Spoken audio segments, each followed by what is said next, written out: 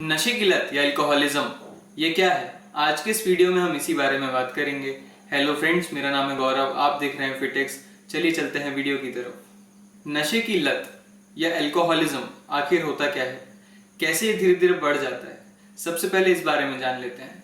जब आप कभी बहुत ही ज़्यादा ओकेजनली कॉलेज में फ्रेंड्स के साथ या जैसे भी लोग इसे स्टार्ट करते हैं, बहुत ही कम मात्रा में एक पैक दो पैक या कभी कभी बियर से हम लोग स्टार्ट करते हैं और धीरे धीरे करके हमारे को कुछ प्रॉब्लम होती है, हम डिप्रेशन में जाते हैं, हम एंजाइटी में जाते हैं, ये किसी भी प्रकार की चिंता हमें होती है तो हम क्या करते हैं, सीधे जाके शराब का सहारा ले लेते हैं और थोड़े समय के लिए हमारी टेम्पररी प्लेजर मिलता है, हमें हमारी शराब हमारी ईगर बुझा देती है, अच्छा लग जाता है, नींद अच्छी आ जाती है, सवेरे उठते हैं, वापस वही रूटीन। धीरे धीरे करके ये लाइफ स्टाइल में ऐड होते जाती है और एक टाइम के बाद आपका एक पैक एक बॉटल में कन्वर्ट हो जाता है, जिसके बहुत सारे बैड इफेक्ट्स होते हैं, ना ही मेंटली, साथ ही साथ फिजिकली भी इसके बहुत ज़्यादा बुरे इफेक्ट्स होते हैं। एक क्रोनिक ड्रिंकर जनरली जो दिन में कम से कम एक बॉटल दारू पीता ही पीता है, उसकी लीवर बहुत जल्दी खराब होने के चांसेस बहुत बढ़ जाते हैं। बिलीरुबिन हमेशा इंक्रीज्ड रहता है,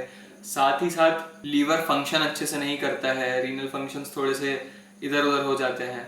तो हमें इन सब चीज़ों का ध्यान रखना है। एक्चुअली शराब पीना कोई बुरी आदत नहीं है, ये आप ऐसा मान सकते हैं कि इसे आप खुद भी छोड़ सकते हैं। ये एक आदत ऐसी है जो अगर एक बार बिल्ड हो गई तो फिर वो बहुत ही मुश्किल से छूटती है और उसके इफेक्ट हमारे सारे पर्सनल लाइफ से लेके हमारी सोशल लाइफ, हमारे घर के रिलेशंस, साथ ही साथ हमारे काम करने की जगह, हर चीज में इफेक्ट करती है। आज की डेट में डेली 272 रोड ट्रैफिक एक्सीडेंट्स होते हैं सिर्फ और सिर्फ ड्रिंक और ड्राइव के कारण। जो शराब पी रहा है वो तो अपनी जान से हाथ धोता ही धोता है, साथ ही साथ कई बार वो बहुत सारे बेकसूर लोगों को भी मार देता है। तो जनरली इस चीज से ये पता चलता है कि शराब की जो लत है वो कितनी ज्यादा, किस हद तक हमारे लोगों में बढ़ती जा रही है। शराब का एडिक्शन होने का एक फॉर्मूला होता है। किसी भी अगर आप डी एडिक्शन सेंटर में या किसी जैसे डॉक्टर के पास जाएंगे या किसी भी मेडिकल पर्सनालिटी की हेल्प लेंगे आप अगर शराब छोड़ने के लिए, तो वो सबसे पहले आपसे 4 सवाल पूछेगा। सबसे पहला, कि आपने क्या कट करना चालू कर दिया है? दूसरा, क्या आप अनोइंग आपको फील होता है? तीसरा, क्या आपको गिल्ट होता है? और चौथा, आई ओपनर, क्या आपको बिना शराब के आपका दिन चालू नहीं होता? सबसे पहले जिसकी मैंने बात करी कि क्या आपने कट करना चालू कर दिया है, कट करना मतलब कई बार लोगों को एक टाइम के बाद, जब वो क्रोनिक ड्रिंकर हो जाते हैं, उसके बाद बीच में उन्हें कई बार लगता है कि अब मुझे यार एक बॉटल में बहुत ज़्यादा हो रहा है, मेरे घर में कुछ प्रॉब्लम्स आ रही हैं, कुछ ठीक नहीं लग रहा है, तो अब मुझे एक का आधा कर देना चाहिए। कुछ लोग होते हैं जो सिर्फ आधा बॉटल ही शराब लेते हैं, उन्हें लगता है कि यार अब आधा बॉटल ज़्यादा हो रहा है, अब मुझे इसको एक क्वार्टर में ले आना चाहिए।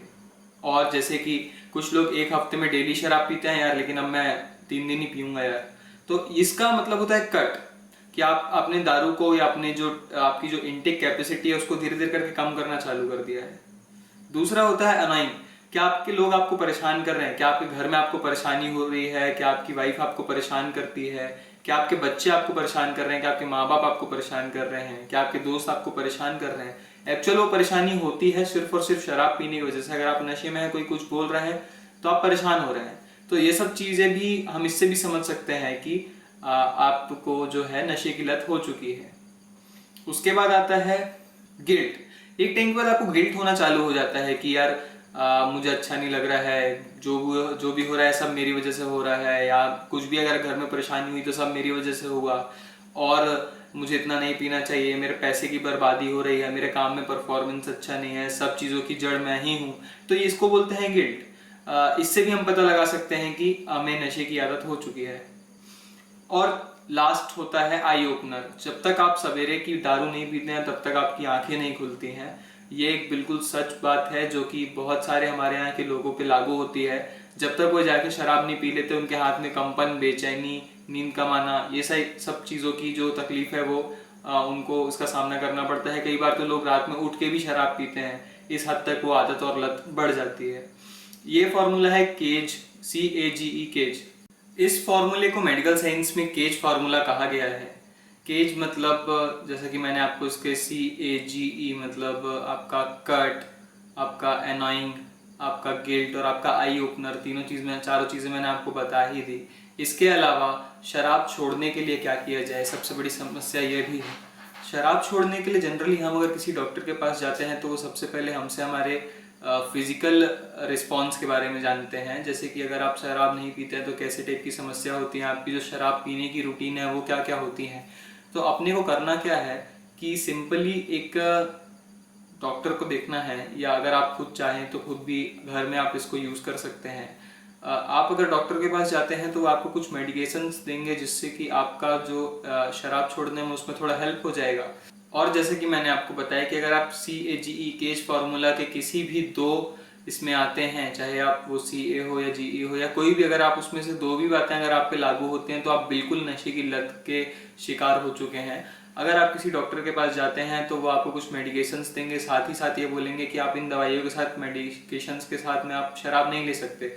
लेकिन अगर आपने ऐसा किया तो इसकी कुछ संभावनाएं हैं, जैसे कि आपके बॉडी में बिलिरुबिन बढ़ जाएगा, लीवर फंक्शन टेस्ट आपका ठीक से काम नहीं करेगा लीवर, और उसके अलावा आपका जो खान पान है उसका अपच हो जाएगी, गैस की परेशानी आ सकती है, बहुत ही ज़्यादा पेट में दर्द हो सकता है, वॉमिटिंग हो सकती है अगर आपने इन दवाइयों के साथ साथ शराब पी तो। इसके बाद का जो सेकंड स्टेज होता है उसमें आपको सीधा सीधा एडमिट करते हैं डॉक्टर, आपकी बॉडी को डिटॉक्सीफाई करते हैं। डिटॉक्सीफाई करने के बाद कुछ ऐसी ड्रग्स होती हैं जो कि शराब छोड़ने में आपका हेल्प करती हैं, उन ड्रग्स को आपको दिया जाता है और धीरे धीरे धीरे करके आपकी बॉडी को डिटॉक्स करके फिर काउंसलर की सलाह लेने के लिए कहते हैं मेडिकल साइंस में। शराब छोड़ना सबसे पहली बात पूरा और पूरा आपका जो मेंटल जो आपका एक डिसीजन है, आपके डिसीजन पे बहुत ज़्यादा मैटर करता है। आपको बस ये मान लेना है कि हाँ मुझे नशे की लत है। बहुत सारे लोग ये मानने से ही मना कर देते हैं कि मुझे नशे की लत है, या इसे बीमारी नहीं बताते हैं। नशा किसी भी चीज़ की लत बहुत बड़ी बीमारी है जो कि आपको पर्सनली, फिजिकली, मेंटली, सोशली हर टाइप से बर्बाद करके छोड़ती है। सिर्फ एक चीज़, सिर्फ एक नशा आपके लाइफ के कितने सारे एक्सपेक्ट्स को बर्बादी की ओर लेके जाता है। अगर आप इसे छोड़ देंगे तो आप बहुत अच्छी लाइफ एक जी सकते हैं। साथ ही साथ मैं आपको बता दूं, बहुत सारे ऐसे लोग हैं जिन्होंने घर पे रह के सक्सेसफुली अपने नशे की लत को छोड़ने के लिए मेहनत करी और अपने आप को सक्सेसफुल किया है।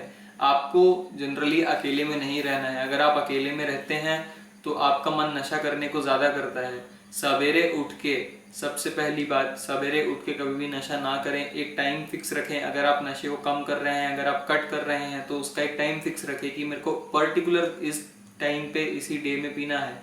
धीरे धीरे करके आपकी ये चीज़ कम होना चालू होगी। आपको अच्छी प्रॉपर स्लीप लेनी है, अपनी डाइट अच्छी रखनी है। अगर आप नशा करते हैं, अगर आप लत के शिकार हैं तो आपको भूख लगना और नींद आना भी बंद हो जाता है। ये बिल्कुल फैक्ट है। एक अच्छे काउंसलर को ढूंढ के काउंसलिंग लेना चालू करिए। अपने मोटिवेशन को अच्छा रखें नशे को छोड़ने के लिए। आपका मोटिवेशन जितना अच्छा रहेगा आपके लिए उतना ही ईजी रहेगा ये नशे की लत को छोड़ना। सबसे पहला काम है कि आप पहले ये मान लीजिए कि आप नशे के आदी हैं, आप एक एल्कोहलिज्म के शिकार हैं। आपने अगर ये मान लिया तो इतने में ही आपका 20% काम हो गया समझ लीजिए। बचा हुआ 80% काम डॉक्टर की हेल्प से, काउंसलर के साथ में मिलकर हम लोग कर सकते हैं। खुद अगर हमारे अंदर इतनी सेल्फ कैपेबिलिटी है कि हम खुद ही घर में रह के इसको छोड़ देंगे, सेल्फ माइंड कंट्रोल करके इसको छोड़ देंगे, तो उससे अच्छा कुछ है ही नहीं।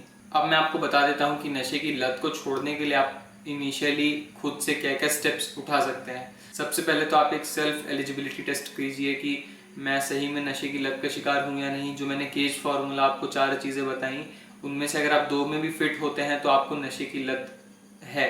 तो आप जनरली क्या करें, सवेरे थोड़ा जल्दी उठने की आदत डालें और शाम को आराम से जल्दी 10 बजे के पहले या 10 बजे तक सोने की कोशिश करें। अगर आपका ऑफिस टाइमिंग्स उससे सूट करता है या मैच करता है तो सवेरे उठ के सबसे पहला काम आप योग करेंगे। कम से कम 20 से 25 मिनट आप योग करेंगे और आप खुद को ये रियलाइज करवाएंगे कि मैं एक बहुत अच्छा ह्यूमन बीइंग हूँ और मुझे नशा नहीं चाहिए अपने लाइफ में। और आप अपने आप को इतना मोटिवेट करेंगे नशे को छोड़ने के लिए कि आपका वो योग सक्सेसफुल हो जाए और आपके माइंड को ये समझा दे कि हाँ मुझे नशा छोड़ना है। सबसे बड़ी चीज़ होती है फ्रेंड्स एक्सेप्टेंस। अगर आप एक्सेप्ट कर लेंगे कि हाँ मैं नशे की लत का शिकार हूँ तो आप उससे बचने के 100, 1000, 1 लाख तरीके ढूंढ सकते हैं।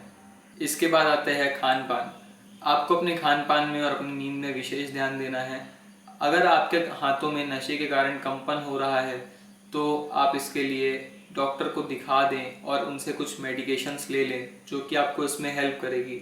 अपनी बॉडी को डिटॉक्स करिए कुछ चीज़ों के साथ में। बॉडी को डिटॉक्स कैसे करना है उसके लिए मैं एक अलग से वीडियो लेके आने वाला हूँ। उसमें आपको पता चलेगा कि कैसे आप अपनी बॉडी को डिटॉक्स कर सकते हैं सिर्फ 10 मिनट में। तो पहला तो हो गया मेडिटेशन, दूसरा हो गई कुछ मेडिकेशन जो डॉक्टर आपको सलाह देंगे, तीसरा आप काउंसलिंग ले सकते हैं, और चौथा आप हमेशा उन बातों को याद कीजिए कि किन किन चीज़ों में आपका शराब के कारण लाइफ में नुकसान हो रहा है, किन किन चीज़ों पे आपका शराब बैड इफेक्ट दे रहा है, चाहे वो आपके घर के प्रॉब्लम्स हो, चाहे वो आपके ऑफिस के प्रॉब्लम्स हो, या चाहे वो आपके पर्सनल प्रॉब्लम्स हो। जितना आप इसके बारे में सोचेंगे आप उतने ही ज़्यादा मोटिवेटेड होंगे शराब को छोड़ने के लिए। शराब की लत बहुत बेकार होती है।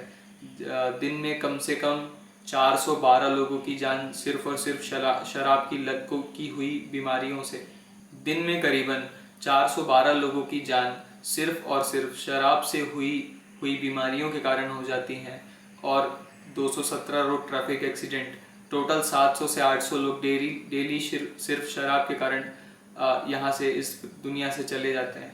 तो हमें इस चीज़ से बहुत ज़्यादा बचना है और अपना और अपनी सेहत का ध्यान रखना है। इसी के साथ साथ आज के इस वीडियो को ख़त्म करते हुए मिलता हूँ आपसे नेक्स्ट वीडियो में। Thank you for watching. अगर आपको ये वीडियो अच्छी लगी हो तो प्लीज़ इसे लाइक करें, शेयर करें और मेरे चैनल को सब्सक्राइब करें। मैं ऐसी ही वीडियो आप लोगों के लिए बनाते रहता हूँ।